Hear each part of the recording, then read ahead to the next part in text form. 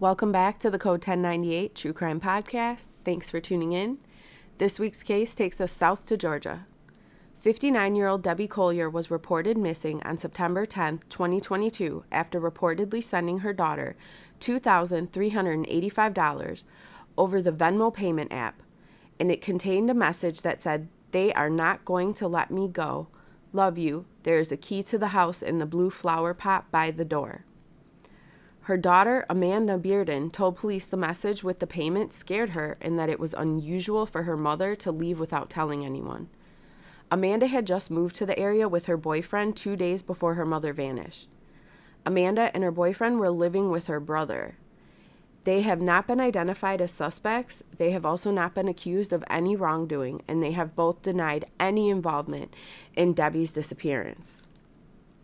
Surveillance video shows Debbie Collier leaving a Family Dollar at 3:09 p.m. on the day she was reported missing. She was in the Family Dollar store for approximately 10 minutes. She bought a tote bag, a tarp, a refillable torch lighter, a poncho, and paper towels. Police have said she appeared to be calm and did not appear fearful while she was shopping. Debbie then stayed in her van, parked in the parking lot, for about 10 minutes before driving off southbound.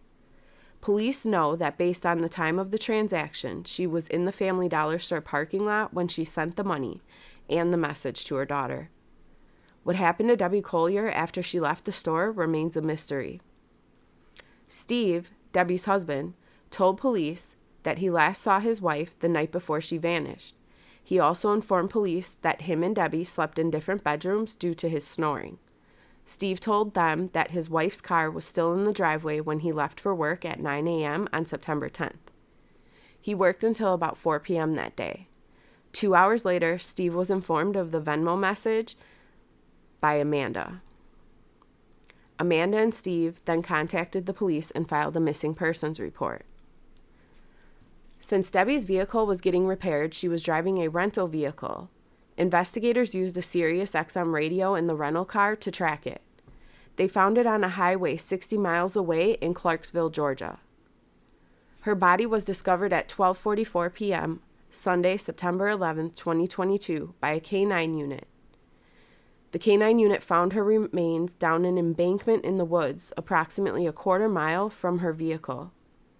Police found Debbie nude, lying on her back, holding onto a tree with her right hand, and there was evidence of charring on her abdomen.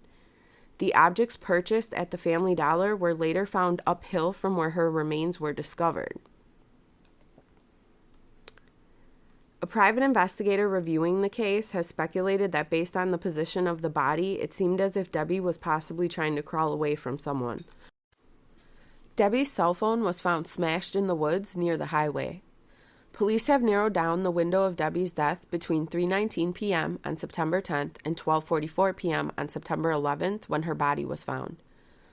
Police have said that her death appears as if it was targeted and not the work of a serial killer. An autopsy into the cause of death and crime lab analysis of evidence found at the scene are still pending. Investigators have ruled her death a homicide at this time. Anyone with information on Debbie's case is asked to contact Habersham County Sheriff's investigators Cale Garrison or George Kaysen at 706-839-0559 or 706-839-0560. Head over to my Patreon page to join the discussion about this case and others. Thank you for listening to Code 1098, giving you past, present, solved, and unsolved mysteries and murders. If you have suggestions for a case that you would like to see featured, feel free to message us or leave a suggestion in the comments. Thank you for tuning in today. Until next week.